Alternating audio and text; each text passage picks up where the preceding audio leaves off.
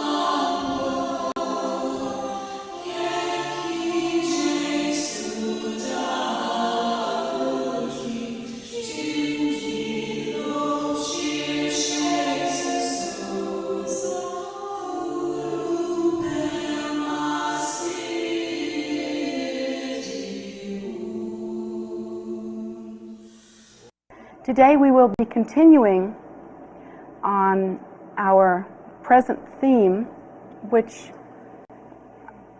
I feel that we've been covering fairly thoroughly, and I feel that we can continue to cover.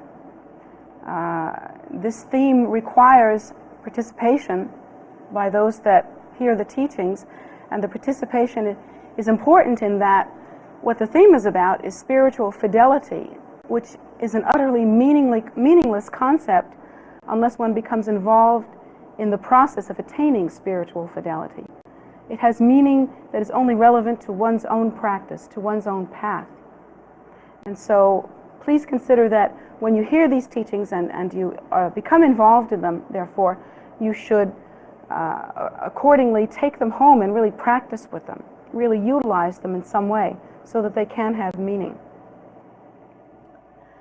In continuing with spiritual fidelity, I would like to remark at this time that Lord Buddha himself led us to understand and gave the teaching that one of the most heinous crimes that one could ever commit, and that you have to understand that that is realizing that there are many heinous crimes that one could commit, including murder and robbery and all sorts of things.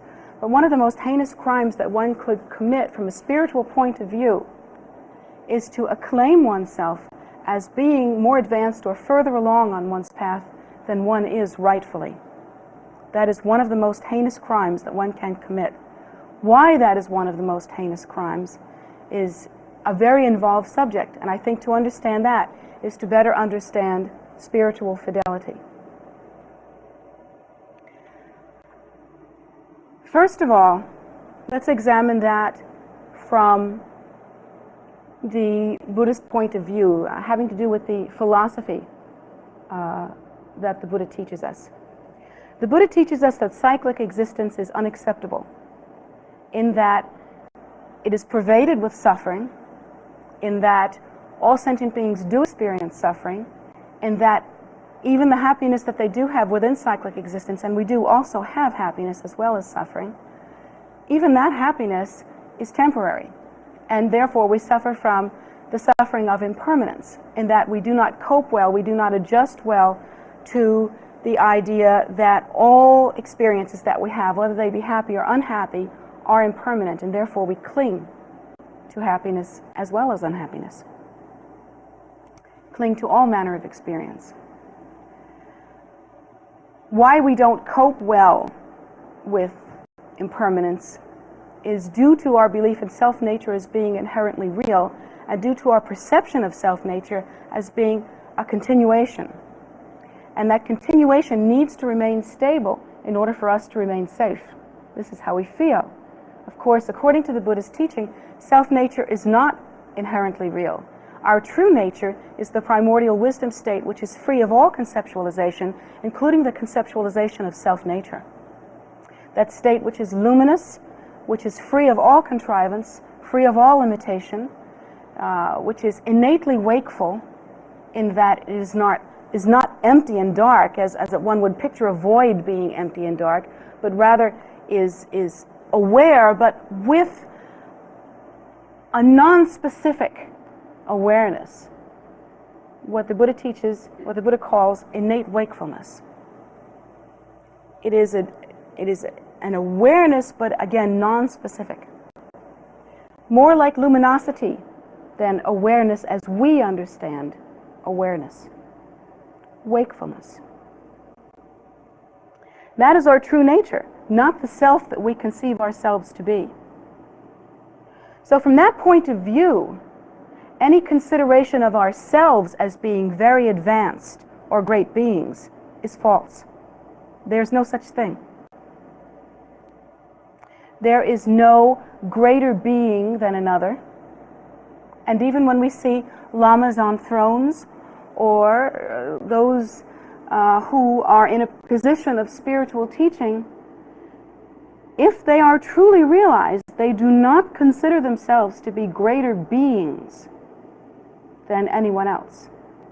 In fact, their realization stems from their understanding of the sameness of all phenomena and the equality of all that lives. These are the teachings of the Buddha. So to think of oneself as a great or greater being, to think oneself as being more advanced than another, that is a falsehood.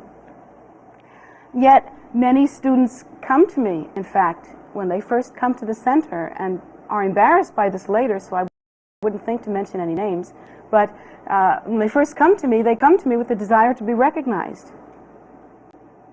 Tell me, you must know who I am. You must know I have a special mission. You must know that I'm special in some way. And I've even had letters written to me from across the country asking me to recognize them in the same way that I've been recognized as a tulku. Well, I don't have the authority to do that. And if I did, I would never recognize someone who asked to be recognized. Never. Of all the people in the world that I would pay least attention to, it would be that one. The reason why is that according to the Buddha's teaching, the goal is not great beingness. It is not to be a greater ego than you used to be. It is not to be vaster and more wonderful. The goal is to realize the primordial wisdom nature.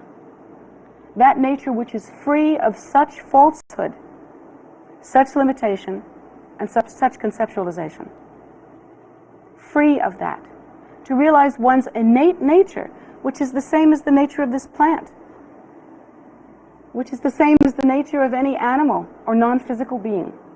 All sentient beings have that same inherent nature, and that is the reality. That is the truth. Anything that we build on top of that is erroneous. It's false. From the point of view of understanding the Buddha's teaching, it's a joke. Because anything that we contrive as being more advanced is a contrivance. And it is 180 degrees away from and the exact opposite of what the Buddha taught. That nature which is our innate nature cannot be grown. It will never be bigger than it is now. It will never be smaller than it is now. It is unchanging. It is the same. It is suchness, and in that regard, cannot be manipulated. It is constant and stable. Anything that can change is a substance and has, by implication, some inherent fixation, or it could not change. That nature which is the true nature, therefore, remains stable and unchanging. So from the point of view of the Buddha's teaching, all of those ideas are ridiculous. What I generally do when people come to me with that kind of idea is to simply wait. To wait until they're finished with that. And I feel that the best way that I can help them is to not draw attention to their mistake and their confusion. Anyone that feels that they have a mission to do, or a specific plan that they have, or that in some way they are honored spiritually, will have to simply wait it out. Because as a Tennessee woman I once heard of said, what doesn't come out in the wash will come out in the rinse. What you're going to do, you're going to do. If it is in accordance with the Buddha's teaching, you will achieve realization. And if it is in accordance with the Buddha's teaching according to the Mahayana vehicle, you will benefit sentient beings. That is to say, you will get out of the very same self-absorption that causes you to want to be recognized, and into using your life as a vehicle in order to be of benefit to sentient beings. Consider yourself merely that, a function of the Buddha's kindness. And so in that way, and having that kind of focus, one would never ask such questions. One would never say, please notice me, or please talk to me, or please think of me in a certain way. One would never say that. So we just wait until we understand better. From the point of view of Mahayana Buddhism, and this is a division of Mahayana Buddhism, what we practice here, all of our activities, every single one, should go to be of benefit to sentient beings. We actually seek to transform our lives to being a vehicle by which sentient beings are benefited. In order to do that, you really can't be concentrating on the idea that, oh, I'm helping you. Because then I becomes very inflated, and you become very dependent on me. So you can't run around thinking like that. You can't be thinking, I'm helping you. What one really has to think about is the equality of all that lives. That is to say that if each sentient being has an inherent nature, and that nature is the same in all sentient beings, then all of us are equal, even though we may seem to be different from the relative point of view in that our egos have manifested in very elaborate ways. We are the same nature. That is without doubt. That is the Buddha's teaching. And if I have the same nature as you, and there are many more of you, obviously, even in this room alone, than there are of me, therefore, I am less important than you. Because you is a collective. Look how many of you there are. And if you are the same weight as me, each one of you, then you are of more importance than I am. Therefore, from that point of view, it's just stupid to do anything else besides kindness. You see? It's a waste of time.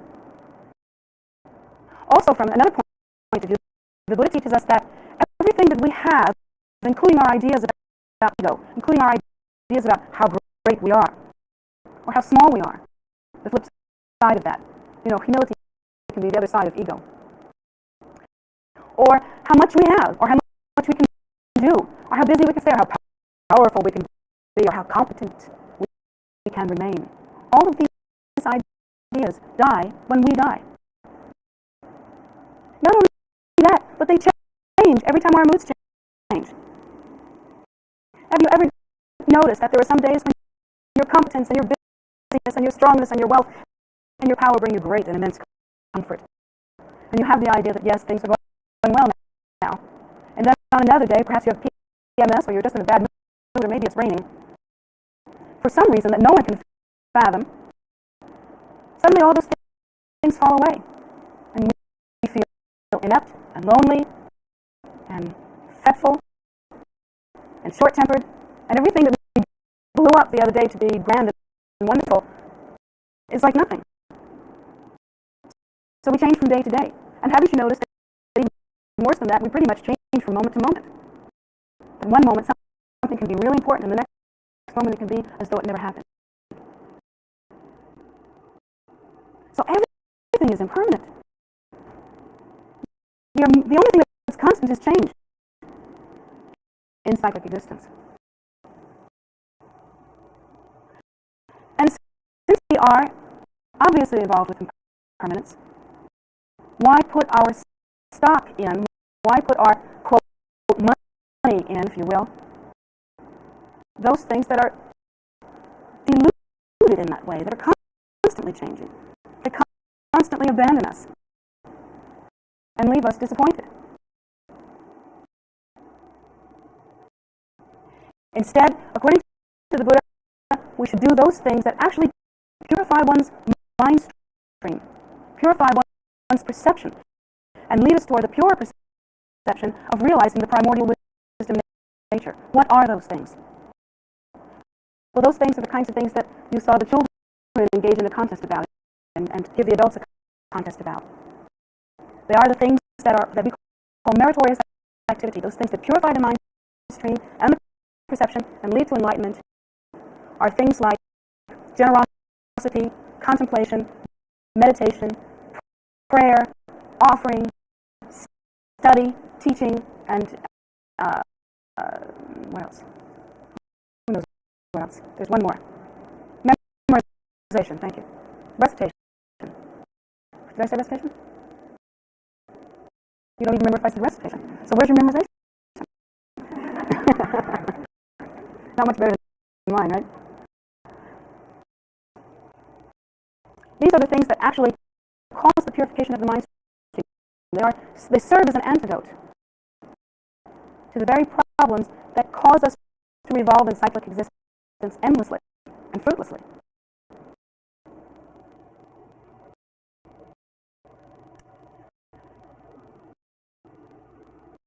When we think of ourselves as great in some way, or exalted spiritually, or far along on our path, when we conceive of ourselves in any way at all spiritually as being significant or important, are we applying the antidote to cyclic existence? Can we possibly be doing that? According to Buddha, anytime we consider ourselves great, or even useful, or even prominent, or even worthy, or anytime that we consider ourselves in any way and hold to that consideration as being inherently real, we are adding to the pile of conceptualization that we engage in about spirituality, about self-nature. So we are only contributing to the rigidity and magnitude of ego. What that boils down to is that the more you think of yourself as a great, exalted, or advanced, or important being, or one that has a special mission or special function, the more that we consider ourselves like that, the further we get from the goal, which is enlightenment.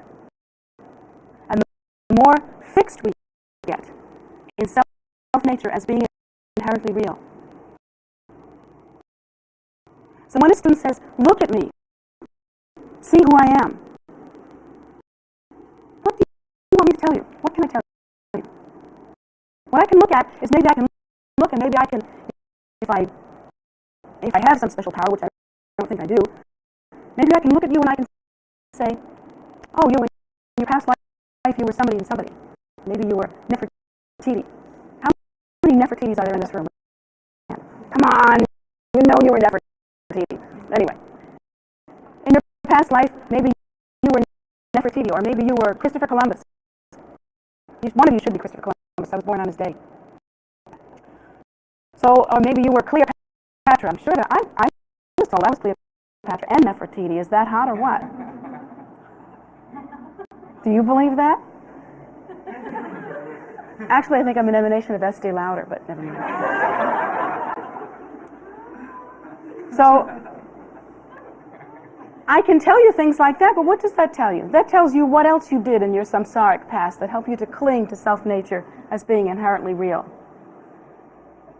What good is that? What is the point? Everybody here was somebody sometime. We can make up a story about any of you. What would it do for you? How would it make you happy? How would it bring you closer to enlightenment? In other words, big deal. On the other hand, I have students come to me and they say, I know I have something special to do. I have something important to do. Please recognize me.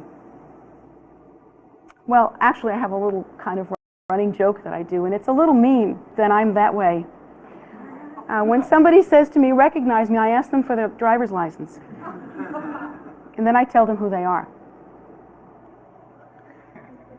But if instead you come to me and say, please teach me of my nature, then we have a real relationship. Because at that point, it is possible to look at any sentient being and say, in your nature, you are the very Lord. You are the Buddha. That is your true nature, that clear luminosity. That innately wakeful, primordial wisdom nature, that is your nature. All of the suffering that you experience, both within yourself and what you also see in the world, all of the experiences that you have ever had of any kind are a result of a delusion that is based on your belief in self-nature as being inherently real. Self-nature, that is the contrived self, not the primordial wisdom state, not the Buddha nature, but the contrived self, the made-up one. You know, you, the driver license. Any consideration that self-nature is inherently real leads to every suffering that you have ever seen or experienced yourself. So what we can do together is we can purify that perception through recitation, through meditation, through hearing the teaching, through visualization, through contemplation, through generosity, through all of these meritorious activities that I've already listed. Through these, one's perception is purified. One applies, according to the Buddhist teaching, the antidote to the fixation on the delusion of self. And applying the antidote, one naturally and over time, spontaneously views the natural state and then remains ultimately stable in that state, awake, as the Buddha is awake. That is how the Buddha described himself. He never said, I'm a great avatar. He never said, I'm God. He never said, I'm the son of God. He never said, I'm from the government and I'm here to help you. He never said any of those things. When asked what manner of thing he was, he simply said, I'm awake. And so our job is to awaken to our true nature. And that's what we do. Can you do it? Probably not. Actually, this Vajrayana vehicle is said to be the one vehicle that one can attain enlightenment in one lifetime with. But you have to be real about this. We're talking about holing up in a cave somewhere for maybe 30, 40 years of practicing constantly. We're talking about really diligent practice. What we hope for with the mode of practice that we are engaging in is to accumulate enough clarity and enough practice and enough recognition of the mind nature, of the true primordial wisdom nature expressed as the primordial wisdom deity, or as the meditational deities that we utilize in our practice, to have enough familiarity so that at the time of our death, when going through the bardo, we can recognize that state, and recognizing that state, we can then awaken to that primordial wisdom nature as the elements associated with physical incarnation pass away. That's what we hope for. And we can make progress. If one does not attain realization on this path in one life, then it will be in 3 lives, 7 lives, like that.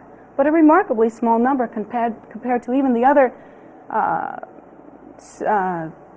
types of Buddhist teachings, the other schools, rather, of Buddhist teachings, in which one must continue for aeons, many hundreds of thousands of lives, meditating. So this is a quick path. But another thing that new students often do when they come to me, and this is very common, so if any of you recognize yourself in this, please don't be embarrassed. It's very ordinary, very common for students to come up to me and think, "Huh, she's been recognized. She's sitting on that fancy chair. Therefore, I'm going to get her to look into my eyes and give me the straight scoop. Give me the story." Or maybe she can, like, flick my bick or something. Maybe she can promote awakening in me. Maybe she can sock it to me, as they used to say back in the 60s. I'm dating myself, aren't I? That's not possible. Did you know that? That's not possible. If you had an experience when you first met any teacher, even if that teacher was like a living Buddha, and you are new yourselves, an arhat, fully awakened, then you made that experience up. And that's the truth. Because no one has the power to do that, not even the Buddha himself. Each of us walks through the door to liberation alone. Each of us is absolutely responsible for our own achievement. Each of us is responsible for our own awakening. It is your mind stream, it is my mind stream that must be purified in order to fully awaken and to remain stable in that primordial wisdom nature. One can have an experience of devotion upon meeting a teacher, and that experience is valid. That tells you to continue. But it isn't enough by itself. There are many stories of the Buddha, if you'll excuse me for a moment, having spoken to students that came to him for teaching. And having spoken to these students, he gave them a specific teaching. In his omniscience, he was able to give a teaching that was appropriate for that specific student, that was just absolutely right. And due to the power of his enlightenment, the teaching, of course, was very powerful. Anyone knows that the teaching from a highly realized teacher is going to be different from the advice of a gas station attendant. I mean, anyone knows that, don't you think? You know that, don't you? It's going to be different in quality, in depth, in clarity. So, of course, the teaching was very potent. But the arhats, the students that came to the Buddha at that time were also ripe, you see. They themselves had been practicing for aeons and aeons of cyclic existence and had purified their minds till it was just kind of, they were sitting on the fence, just right there. Just poised, and all they needed was a good shove. So the Buddha, being the best one to give them that shove, was able to do that, and giving them a wonderfully potent teaching, was able to ripen their minds so that they attained arhathood. They still go on, however, to achieve Buddhahood, but they were able to attain arhathood due to his blessing, due to his guidance. But can't you understand, it is also due to their own merit, to their previous practice, to what they have accomplished. They themselves had to have been ripe for that teaching. And in a deeper way of understanding, who is the Buddha? Is the Buddha a man? When one speaks of the Buddha, there's not just the historical Buddha. There are many who have attained Buddhahood. And what is that nature? What does that mean? Buddha is not a man. It is the awakened state. When one sees the presence of enlightenment in the world, that is what one sees. It is enlightenment. It is that precious awakening. It's not a man. So on a deeper level, when one looks into the face of the Buddha or any teacher who has achieved supreme realization, one looks into one's own face.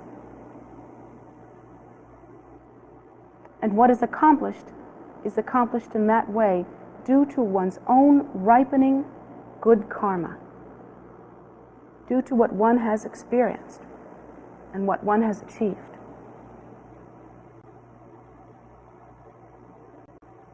So to come to a teacher and say, please recognize me or please enlighten me, is a little silly in that way. One should be humble. One should study. One should practice. And how long it takes is how long it takes. And that is the karma of your mind stream. Even the condition in which you perceive your teacher, that is a reflection of your own mind stream. All of our perceptions occur due to our own perceptive ability and due to the karma of our mind streams. So to attain spiritual fidelity, to be true to ourselves, occurs when we are real about these things and when we take responsibility in a humble and stable way. I always laugh about this, and yet it's not funny, but again, I'll tell you the story. Students come to me all the time, and they really want to know. They genuinely, clearly want to know the secrets of the universe. Give me darshan. Hit me on top of the head. Make me do it. Tell me the secrets of the universe so that I can bloom. Again, I'll tell you this. Here are the secrets of the universe. Are you listening? Write this down. The secret of the universe is work hard. That's it. There's no other secret. To attain the precious awakening, one should purify the mind stream. Purifying the mind stream, one remains not fixed on the delusion of self-nature. Remaining unfixed in that way and free in that way, one naturally and spontaneously awakens to the primordial wisdom nature. Because that primordial wisdom nature is unchanged and undamaged and constant. So long as we remain fixed in confusion, we cannot view that nature and we have no taste of it. So long as we remain fixed in the delusion that we are somehow important, that we are getting messages from the great beyond that we are important, that whatever it is that our particular delusion is, whatever it is, whether it is the delusion of thinking that somehow, so long as we keep moving and shaking here in samsara, we're somehow going to attain happiness, or the idea that wealth or desire or greatness or power or competency or busyness or anything will ever bring us even a sesame seed's worth of joy. So long as we remain in that delusion, we cannot awaken to the primordial wisdom nature. Therefore, dispel all of that through pure activity. Pure activity being the things that I have listed, and most specifically, and this is taught, in order to apply the antidote to ego clinging, whether it be the ego clinging of false humility and servitude, or whether it be the ego clinging of supposed greatness, one should instead let one's life be a vehicle for generosity. Always think more of the welfare of others than of your own. Always be involved in generosity. Simply transform your life to be a vehicle for that.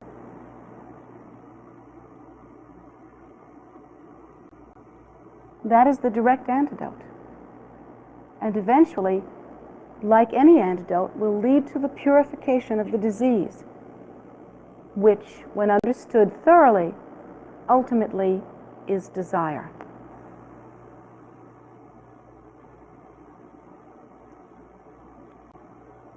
So, to maintain spiritual fidelity, be honest with yourself in that way. Be courageous. Look yourself straight in the eye and get the big picture. All sentient beings are the same. They are equal. There are no special cases. Every one of them must apply the proper technology until they achieve supreme realization.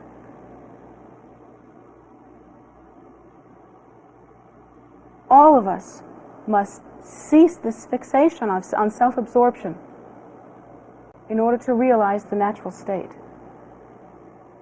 All of us must go through the difficulty of living in a way that is not natural for us. Because if we think about it, what's natural for us is ego clinging. What's natural for us is desire. What's natural for us is I want. What's natural for us is this is how I feel. So we have to begin a life that doesn't feel natural at first. It's very disciplined. It takes a tremendous discipline to be kind.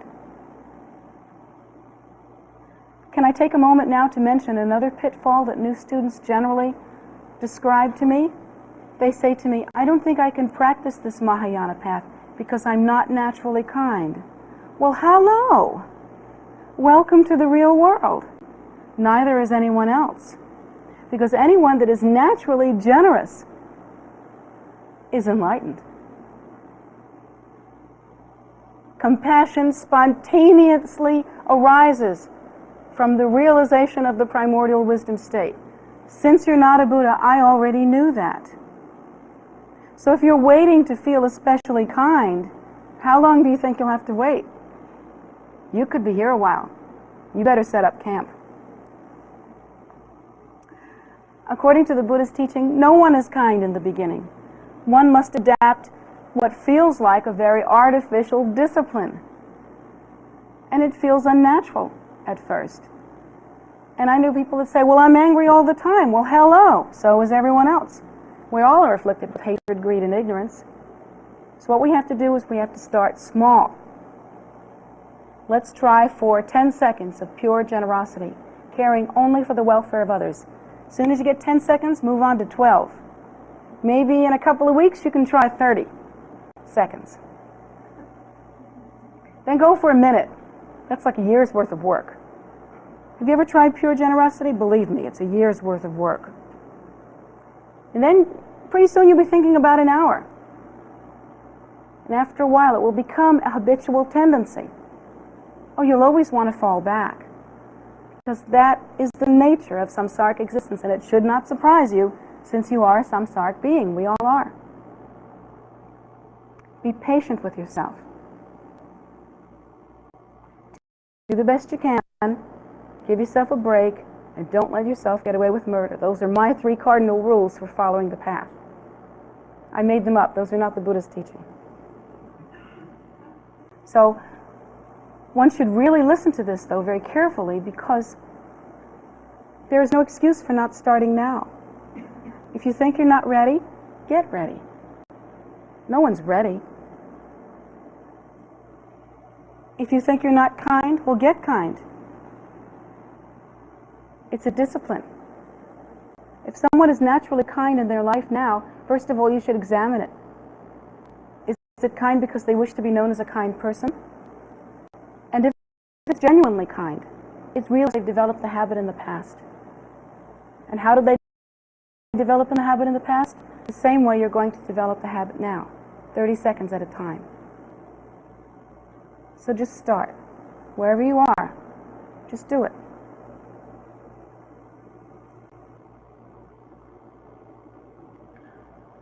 Once when I was teaching a lesson very much like that, I had an acquaintance who came to study with me for a while. He was a psychiatrist, and actually was quite well known. But he came up to me and he kept saying, we're in agreement. That's it. That's it. He said, that's what I've been trying to tell my patients since I began to understand what mental illness is all about. One should think of something greater than one's own self-absorption. One should be involved in those things that are beyond self.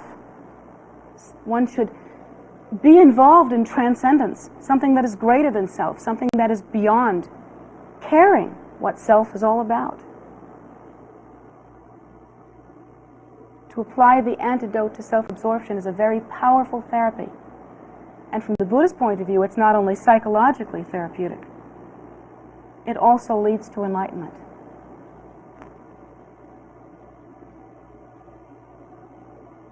And in closing, let me connect this with spiritual fidelity. One is true to oneself when one is honest. When one faces that one is a samsaric being involved in cyclic existence, and no longer shocked or ashamed or surprised of that. So it is. This is where we start. You start where you start. But you should start with honesty and with courage, looking at yourself squarely and facing yourself. This is what I am. And you continue now. Get that you're going to walk through the door of liberation ultimately alone.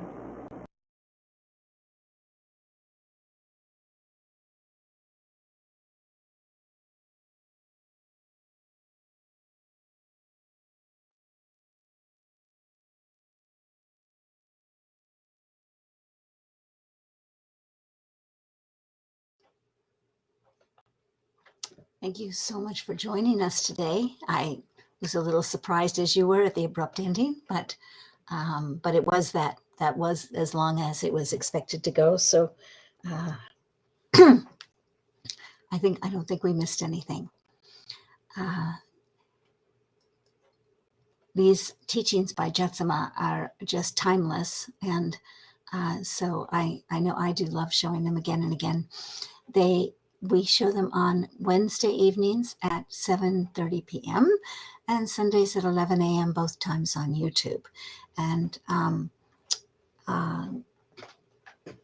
they are pre-recorded, and so we hope you enjoy them. And they are housed on YouTube, so that even if you missed it, you can go back and check it out. In addition, we have a meditation that is live and given by a couple of our nuns here, and it is on YouTube on Saturdays and Sunday mornings at 10 a.m. And so that's also housed on once it's been given on YouTube. Not every one of them, but we have a handful on there, so that if you want to meditate with somebody, you can do so. Every evening at 7 p.m. we have a very short Medicine Buddha practice on Facebook, and it was brought about by Jetsunma as a condensed version of the longer practices that we do, and primarily in English for this time of COVID, and when so many people are sick or dying, maybe from that, maybe from just the rest of the things that are sickening and killing people. So a lot of people have found it to be something that they look forward to be with others in their grief, and also to use that time in practice to provide an antidote for others, because this is something we can do that has positive benefit.